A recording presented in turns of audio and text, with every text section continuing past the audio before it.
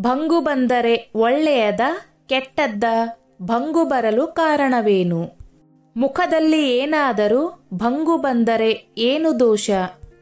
ಮುಖದ ಮೇಲೆ ಭಂಗು ಬರುವುದು ಮನುಷ್ಯನ ಜೀವನದಲ್ಲಾಗುವ ಕೆಲ ಬದಲಾವಣೆಗಳ ಸೂಚನೆಯಂತೆ. ಚರ್ಮದ ಮೇಲೆ ಉಂಟಾಗುವ ಕೆಲವು ವಿಶೇಷ ಕಲೆಗಳು ಕೆಲವು ದೋಷಗಳ ಪ್ರಭಾವದಿಂದ ಉಂಟಾಗಿರುತ್ತದೆ. ಇದನ್ನು ಒಳಗೊಂಡಂತೆ ಯಾರಿಗಾದರೂ ಮುಖದ ಮೇಲೆ ಭಂಗುಗಳು ಉಂಟಾಗಿದ್ದರೆ ಅದು ಯಾವ ದೋಷ ಎಂಬುದನ್ನು ಮುಖ್ಯವಾಗಿ ತಿಳಿದುಕೊಳ್ಳಬೇಕು. ಹಾಗೂ ಇದರ ಜೊತೆಗೆ ಇದಕ್ಕೆ ಪರಿಹಾರಗಳು ಏನು ಎಂಬುದನ್ನು ತಿಳಿದುಕೊಳ್ಳಬೇಕು. ನಮ್ಮ ಜ್ಯೋತಿಷ್ಯ ಶಾಸ್ತ್ರದಲ್ಲಿ ಈ ಭಂಗುಗಳಿಗೆ ಸಂಬಂಧಿಸಿದಂತೆ ಉತ್ತಮವಾದ ಮಾಹಿತಿಯನ್ನು ತಿಳಿಸಲಾಗಿದೆ. ಮುಖದ ಮೇಲೆ ಭಂಗು ಏನಾದರೂ ಬಂದರೆ ಅದು ಮುಖದ ಸೌಂದರ್ಯವನ್ನು ಹಾಳು ಮಾಡುವುದು ಅಷ್ಟೇ ಅಲ್ಲದೆ ಜೀವನದ ಮೇಲೆ ಪರಿಣಾಮ ಬೀರುತ್ತದೆ. ಭಂಗು ಎಂದರೆ ಭಂಗ ಎಂದರ್ಥ. ಇದು ಹೆಸರಲ್ಲೇ ಇದೆ. ಮುಖದ ಮೇಲೆ ಭಂಗು ಬರುವುದು ಮನುಷ್ಯನ ಜೀವನದಲ್ಲಾಗುವ ಕೆಲ ಬದಲಾವಣೆಗಳ ಸೂಚನೆಯಂತೆ. ಯಾವುದು ಆ ಸೂಚನೆ? ಭಂಗು ಬಂದರೆ ಒಳ್ಳೆಯದ ಕೆಟ್ಟದ್ದ?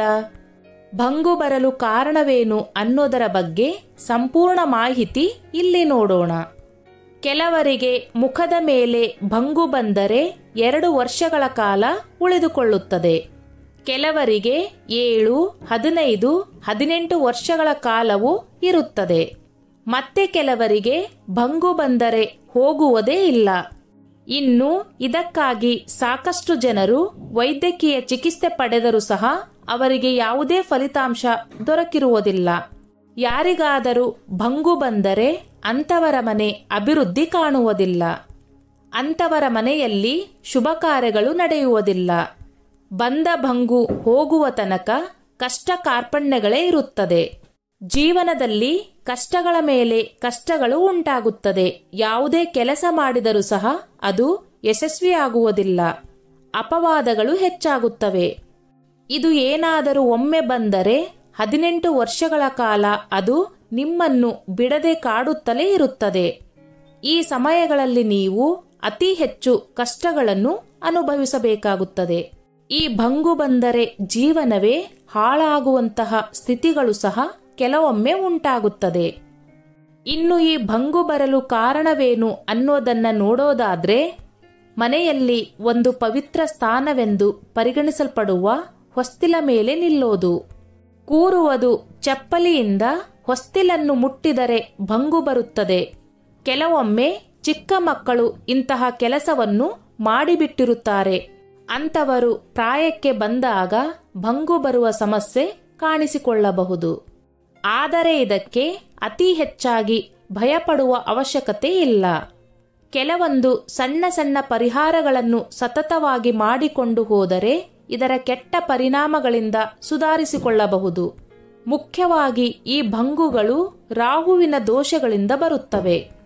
ಹೆಣ್ಣು ಮಕ್ಕಳು ಹೆಚ್ಚಾಗಿ ಹೊಸ್ತಿಲಿನ ಮೇಲೆ ಕುಳಿತುಕೊಳ್ಳುತ್ತಾರೆ. ಅವರಿಗೆ ಭಂಗು ಎಂಬುವುದು ಬೇಗ ಬರುತ್ತದೆ. ಇದರಿಂದ ರಾಹುವಿನ ದೋಷ ಉಂಟಾಗುತ್ತದೆ. ಹಾಗಾಗಿ ಯಾರೂ ಸಹ ಹೊಸ್ತಿಲಿನ ಮೇಲೆ ಕುಳಿತುಕೊಳ್ಳಬಾರದು. ಕೋರ್ಟುಗಳು, ಕೇಸುಗಳು, ಅಪವಾದಗಳ ಮೇಲೆ ಅಪವಾದಗಳು ಬರುತ್ತಿರುತ್ತವೆ. ಭಂಗು ಇದ್ದವರ ಮನೆಯಲ್ಲಿ ಏಳಿಗೆಯೂ ಸಹ ಉಂಟಾಗುವುದಿಲ್ಲ. ಯಾವುದೇ ಕೆಲಸ ಕಾರ್ಯಗಳಿಗೆ ಕೈ ಹಾಕಿದರೂ ಕೂಡ ಅದರಲ್ಲಿ ಭಂಗಗಳು ಉಂಟಾಗುತ್ತಿರುತ್ತದೆ. ಯಾವುದೇ ಕೆಲಸಗಳು ಪೂರ್ಣಗೊಳ್ಳುವುದಿಲ್ಲ.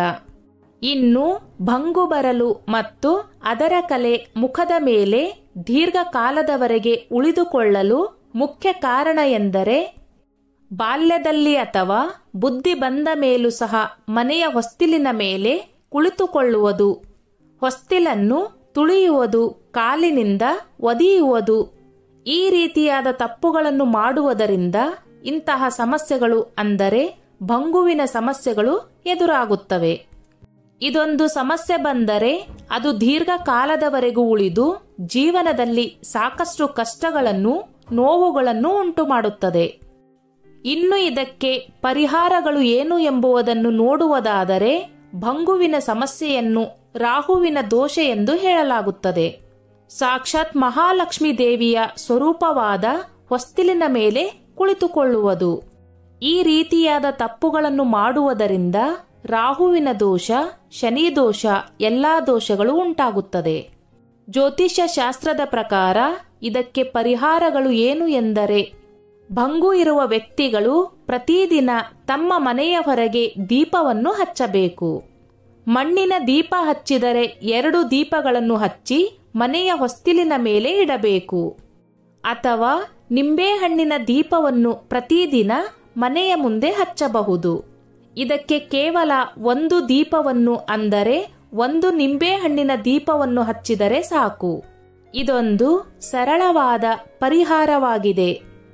ಇನ್ನೊಂದು ಪರಿಹಾರ ಏನೆಂದರೆ, ಭಂಗು ಬಂದಿರುವ ವ್ಯಕ್ತಿಗಳು ಪ್ರತಿ ರಾತ್ರಿ ಮಲಗುವ ಮುಂಚೆ ತಪ್ಪದೆ ತುಪ್ಪವನ್ನು ಎಲ್ಲಿ ಭಂಗುಗಳ ಕಲೆ ಇದೆಯೋ ಅಲ್ಲಿ ಹಚ್ಚಬೇಕು.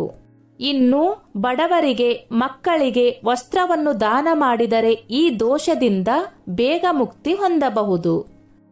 ಇನ್ನು ತಪ್ಪದೆ ಪ್ರತಿದಿನ ತುಳಸಿ ದೇವಿಯ ಆರಾಧನೆಯನ್ನು ಮಾಡಬೇಕು. ಭಂಗು ಬಂದವರು ಪ್ರತಿದಿನ ಲಕ್ಷ್ಮೀ ದೇವಿಯನ್ನು ಪೂಜಿಸಬೇಕು.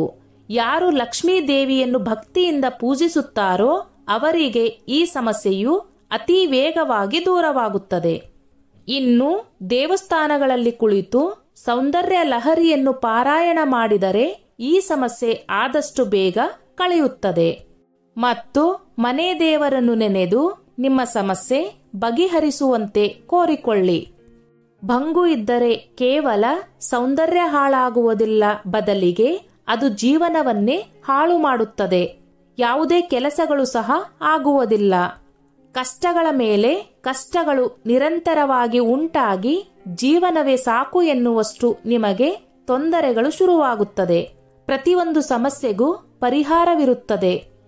ಭಂಗು ಇದ್ದವರು ನಾವು ಹೇಳಿರುವ ಪರಿಹಾರಗಳನ್ನು ಮಾಡುತ್ತಾ ಬಂದರೆ ನಿಮ್ಮಲ್ಲಿರುವ ದೋಷಗಳು ಅತಿ ವೇಗವಾಗಿ ಮುಕ್ತಿಯಾಗುತ್ತದೆ ಹಾಗೂ ನಿಮ್ಮ ಜೀವನವು ಸುಧಾರಣೆಗೊಳ್ಳುತ್ತದೆ. ಈ ರೀತಿಯಾಗಿ ಲಕ್ಷ್ಮೀದೇವಿ, ತುಳಸಿ ದೇವಿಯನ್ನು ಆರಾಧಿಸಿಕೊಂಡು ಮನೆಯ ಹೊಸ್ತಿಲಿನ ಹೊರಭಾಗ ದೀಪವನ್ನು ಹಚ್ಚಿ ಮತ್ತು ಸೌಂದರ್ಯ ಲಹರಿಯನ್ನು ಪಾರಾಯಣ ಮಾಡಿಕೊಂಡು ಬಂದರೆ ಆದಷ್ಟು ಬೇಗ ಭಂಗುವಿನ ಸಮಸ್ಯೆಯು ದೂರವಾಗುತ್ತದೆ ಮತ್ತು ರಾಹುವಿನ ದೋಷ, ಶನಿಯ ದೋಷಗಳು ದೂರವಾಗುತ್ತವೆ. ಸ್ನೇಹಿತರೆ, ಈ ನನ್ನ ಮಾಹಿತಿ ನಿಮಗೆ ಇಷ್ಟವಾಗಿದ್ದಲ್ಲಿ ದಯವಿಟ್ಟು ಶೇರ್ ಮಾಡಿ, ಲೈಕ್ ಮಾಡಿ ಮತ್ತು ಸಬ್ಸ್ಕ್ರೈಬ್ ಮಾಡಿ.